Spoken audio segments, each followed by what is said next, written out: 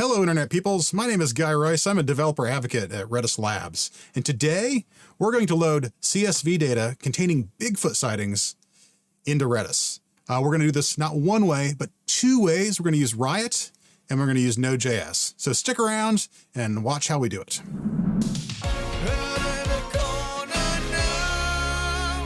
With me, Guy Royce. And in the corner.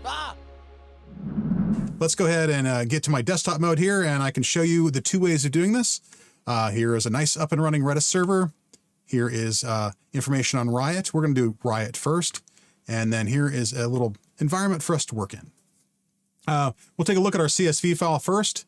It's a classic CSV file. It's got columns on the top, headers here. So we got an observed, and we got location details and county, state, title, stuff like that. And then it's got a bunch of CSV values, comma separated values representing this data. And what we're going to do is we're going to take each row of this file, and it's going to correspond to a single key in Redis. And that key is going to have be a hash that contains all of those values. So row 2 here will be a key, and in the observed value of that hash will be ed.l with salmon fishing with the companion, blah, blah, blah, blah, blah. All right. And so we're going to do that. And then when we're done, we'll have a whole bunch of keys full of hashes with all of our Bigfoot data. We can use that later on for other fun projects. So we need to get this into Redis. So let's look at the first way to do that. We're going to do that using RIOT. RIOT is if we take a look here, is the Redis input-output tool. It's a command line tool. It lets you extract data from Redis and load data into Redis into lots of different formats and from lots of different formats. It's an easy way to get CSV files in here. If we scroll down and look at the commands here, we can see that this is the command for loading a bunch of beer data from a URL into Redis. We don't want to load beer data. We want Bigfoot data. Not that I don't like beer, but I also like Bigfoot. So let's go ahead and just copy pasta that over here. Because I'm lazy and I don't want to type it, and we'll pare it down. Now these settings will work because it's localhost and default, but I'm just going to take those off. And then so it's RIOT file import,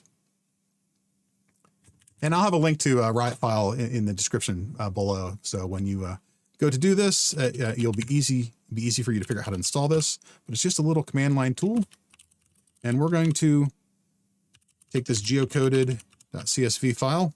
You don't have to tell it it's a CSV. It will figure it out by the extension. And so we're saying it's a geocoded file. It's a CSV file, and it has a header. So use that for your column names. We want to do a HSET or an HM set in this case. HM set's really deprecated, but that's what we call it here. This triggers it to say, this triggers RIOT to say, store all the rows in hashes, as opposed to like say geo sets or something like that. It's going to use a key space for that key name. For each row, we're going to have a key and it needs a key space. We're going to do BFRO sighting. Let's do sightings. And then it needs something to append to that to make that key unique. It's saying use the column ID. This CSV file does not have an ID. It does, however, have a number. And I know the number is unique. It's the number, it's like Bigfoot sighting number 3679. Saw Bigfoot off of State Route 33.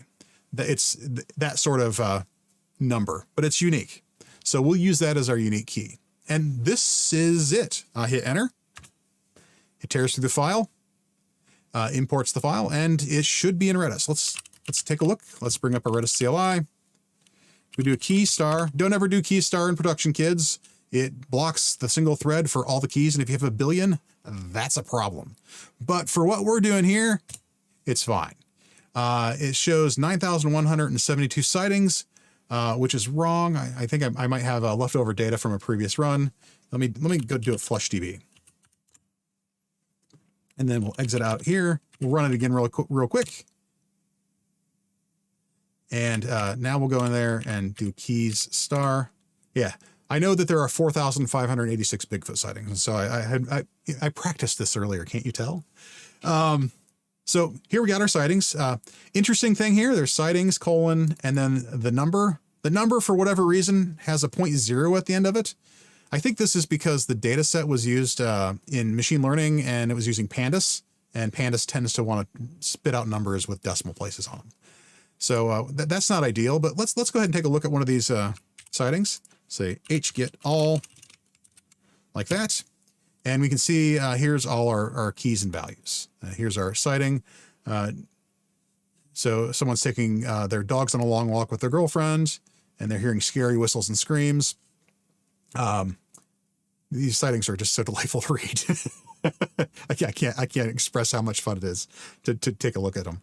But yeah, there we go. We loaded them in. It's a little funky. It's not perfect. It's not exactly what I want, right? Our keys have, our number there is the ID for the report, and it has a .0 in it. I don't want that. It's got some columns I don't want. This has the weather data mixed in. The idea here was that maybe the weather data might correlate to Bigfoot sightings in some way. Like maybe if it wasn't very visible, you would confuse a bear as Bigfoot. Whereas if it was really clear, then that would be less likely to happen. But I don't care about any of that. I just want to be able to build a little data set in Redis that allows me to search for Bigfoot sightings that are near me. And so I want to filter some of them out. The longitude and latitude here is really nice, but I need to put them together into one column to use Redis search to use them later on. So this is nice and quick and easy, but this CSV file doesn't do quite what I want. And so I'm going to do this the other way. Instead of loading this with RIOT, I'm going to write some code in Node.js to load this for me. So let's do that. So let's flush our database again and make sure that it worked. It did. We have a very empty Redis database. And I'm going to get out of the Redis CLI. So I need to create a simple Node project. And that means I need to use the correct version of Node. I want to use the latest, greatest, and most updated version of Node. So if I do a node-v, I can see I'm using 15.8. That's great. I want to make sure that anyone that's using Node Version Manager always has the latest version. They have the version that I built this with. So you can create a .nvmrc file and put the version number in there, and then you can tell Node Version Manager to use that. So if I say echo 15.8 to .nvmrc, and if I type echo correctly, there we go. And so now this file has the predictable value of 15.8. I can say nvmuse, and it guarantees that I'm using Node 15.8. So if I'm like, say, I'm using Node use default, that changes my Node version to 12.19. If I type Node use, switches it back. So now I have the right version of Node. Now that I have that, let's create a project. Ultimately, this will be the Bigfoot Data Service, where we serve up information about Bigfoot. And so we're going to go ahead and call it that. Version 1 is fine. Description helps us find the Bigfoots. The Bugfoots. The Bugfoots. That's funny. Entry point, we don't care. Test command, we're not going to do any tests for this thing yet. Git repository, I might update that later, but you're going to get this code out of a Git repository, and so you'll kind of know what it is already. Keywords, don't care. Author, that's me. Put in my email address. License, let's do GPL 3.0, so that if you use this code, you have to share it too. That's all good. Now let's take a look at our package JSON. There is Bigfoot service version description main. We don't care about main. We're not building a node package to be included anywhere or imported anywhere.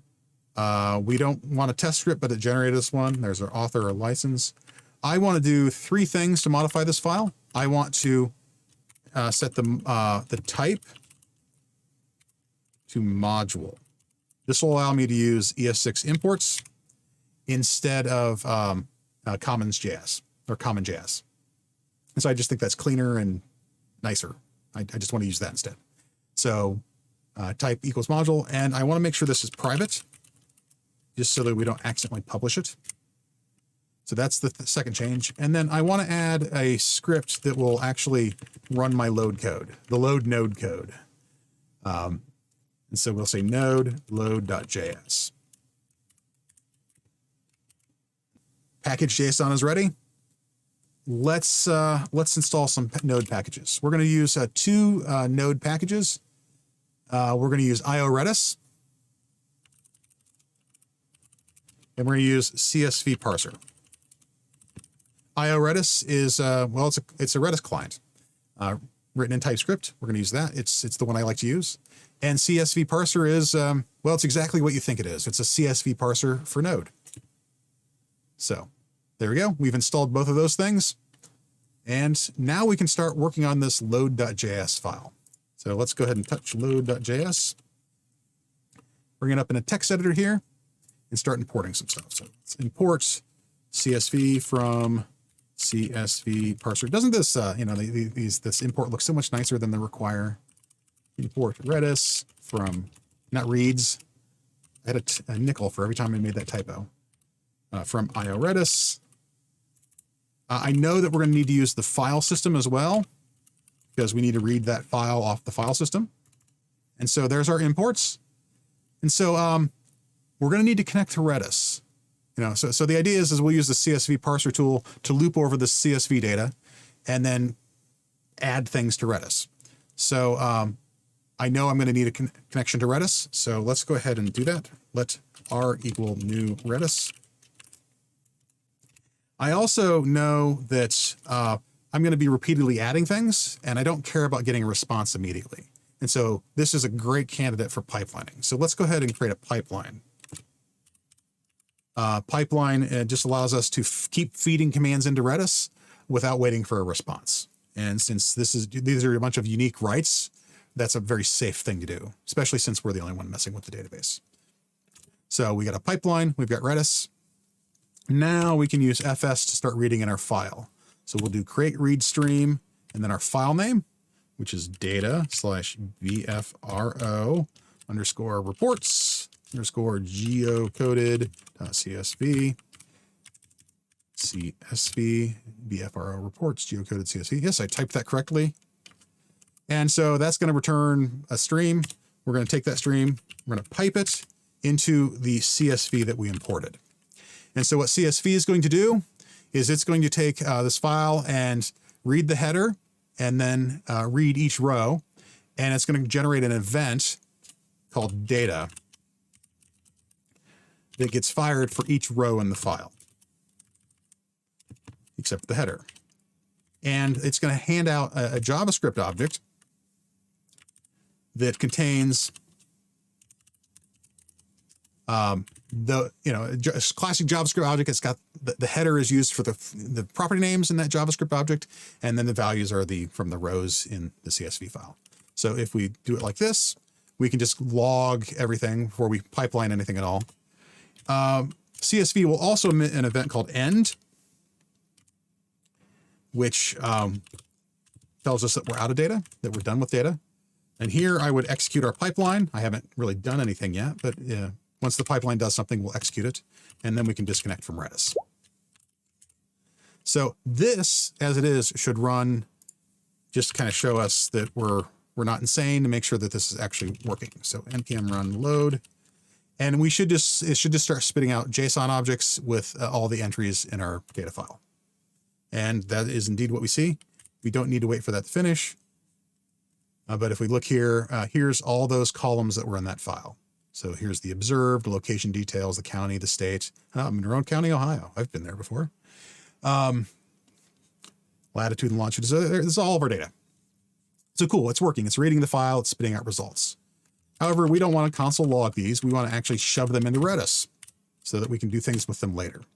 So if we want to just shove these straight into Redis unmolested, we can simply say, well, we need to generate a key, and we need to then call hset. So let's say let key equal sighting. We need to key space it, right? And prefix that with an ID. That would be data.number. And then we can say r.hset key, comma, data. Save that and run. That runs a lot faster because it doesn't have all this IO, console IO to do. and we look in Redis CLI and we look in our keys and we should see 4,586 entries. Sure enough, here we go. We copy one of those and say hget all. We can see that we've loaded all that stuff into Redis from Node, which is pretty cool. But now that we're in Node, we can actually start doing the transformations we want. And so the first transformation I'm going to do is I'm going to reduce some of our fields. So I'm going to use destructuring for that. So we say let number. I want the number. I want the title of the Bigfoot sighting. I want the date that it occurred on. I want the observed. That's the best part. It's the story. The classification. Bigfoot sightings have 3 classifications. Class A, I saw Bigfoot. Class B, I found evidence of Bigfoot. And Class C, someone told me they saw Bigfoot. Class C is my favorite. It's certainly the most believable. So we got our classification. We want our county. We want our state. We want our latitude. We want our longitude. And we want our location details. Make sure I didn't make any typos in spelling all those. Those all look pretty good. Sure, if I made a typo, you are seeing it and I will see it later. And we'll just assign that from data. So this will take all the values in data that match these keys and set them to those variables. And now we don't need to say data.number. We can say number here. And we can pass in a new object. Let's say let values equal all those things. There we go. And now if we run this, what will happen is, pass some values here, we'll get just those columns. So we've basically just pulled out the columns we care about, assigned them the local variables, and then created a new object with those same columns. That's not the fullness of everything we want to do, right? We want to transform some of these. So let's do that. Let's transform first the ID, the number. Right now the ID it's right here, right?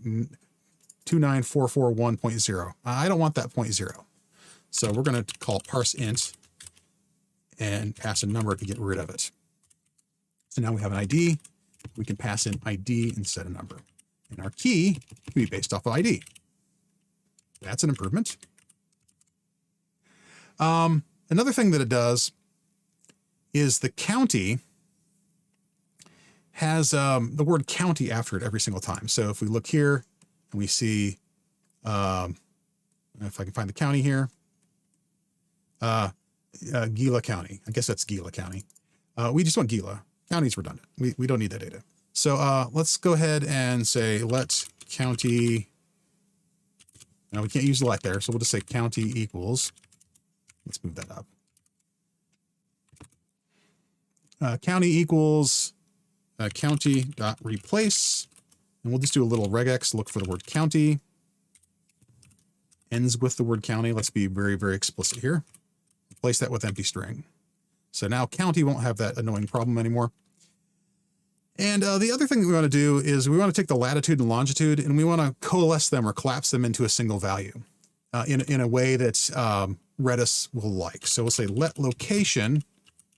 And Redis likes the latitude and longitude to be, well, not latitude and longitude, but longitude and latitude.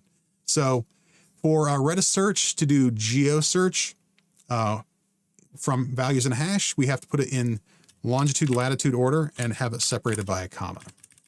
So longitude and latitude, and that's our location. However, we probably should be a little more clever here because longitude and latitude might be empty strings.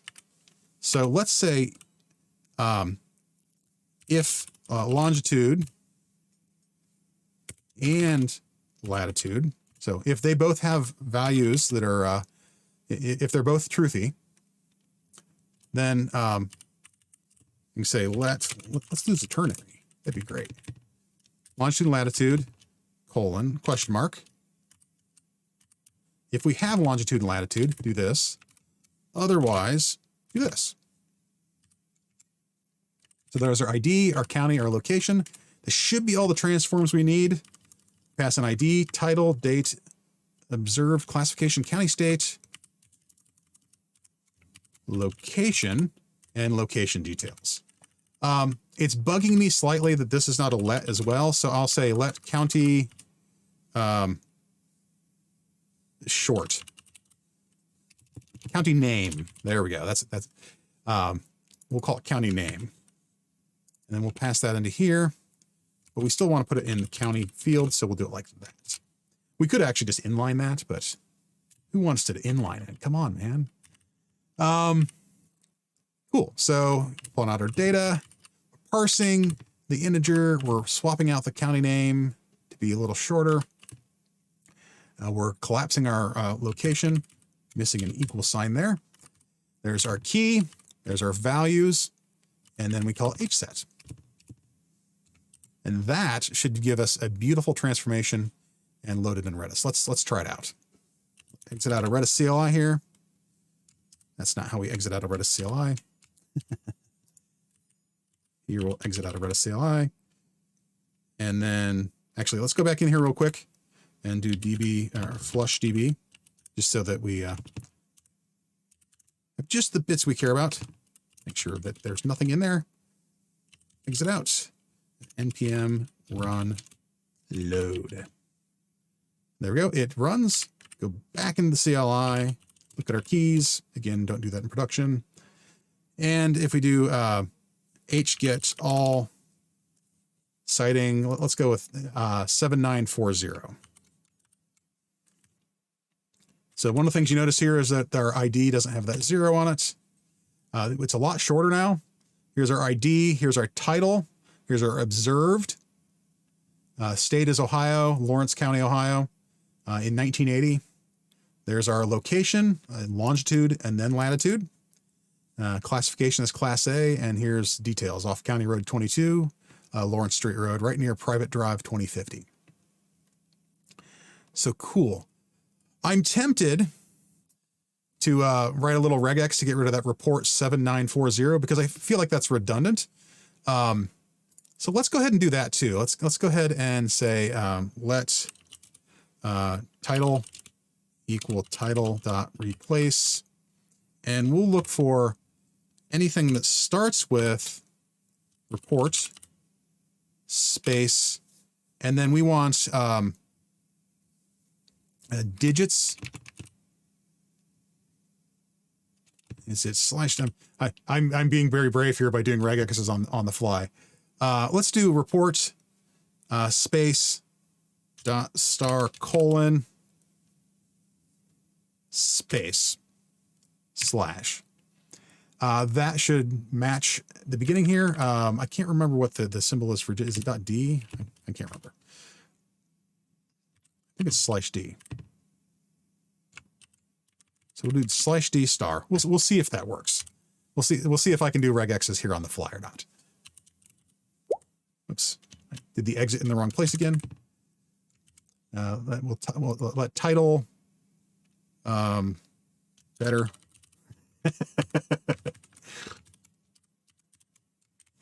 And then we'll replace title with title better here. I think I'm going to do this.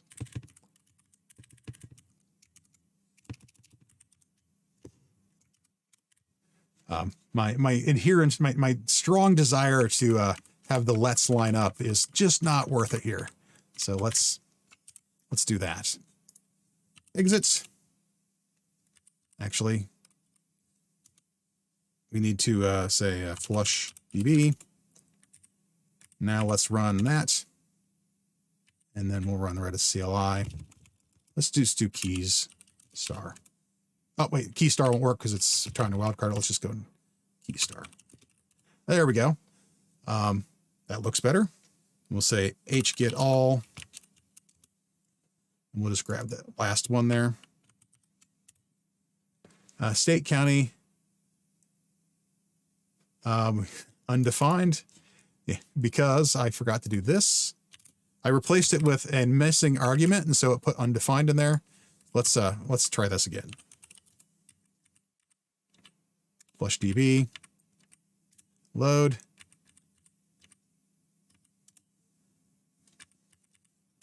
Go ahead and get that sighting. There we go. Nighttime sighting by truck driver near Red Top Mountain. ID is 19421. Title is what I just read. Here's our observed. It's in Georgia and Bartow County. Here's the date. So cool. That worked. So that's the other way. So just to sort of sum up, if you want to get CSV data into Redis and your CSV is well formatted and well behaved and in a nice friendly format, use RIOT. If, however, you have CSV data that is not exactly what you want it to be and you want to parse it and stuff, this is a way you can do it. Obviously, you could do this in other languages as well. I'm using Node because I like Node. So thanks a lot for hanging out and watching me fumble through some of this code here. My name is Guy Royce, and I'm just a head in the corner, but I'm here to help. So if you have any questions, feel free to hit me up on social media. My Twitter ID is @GuyRoyce. And honestly, you can just type Guy Royce into Google and you'll find me. So thanks a lot and have a great one.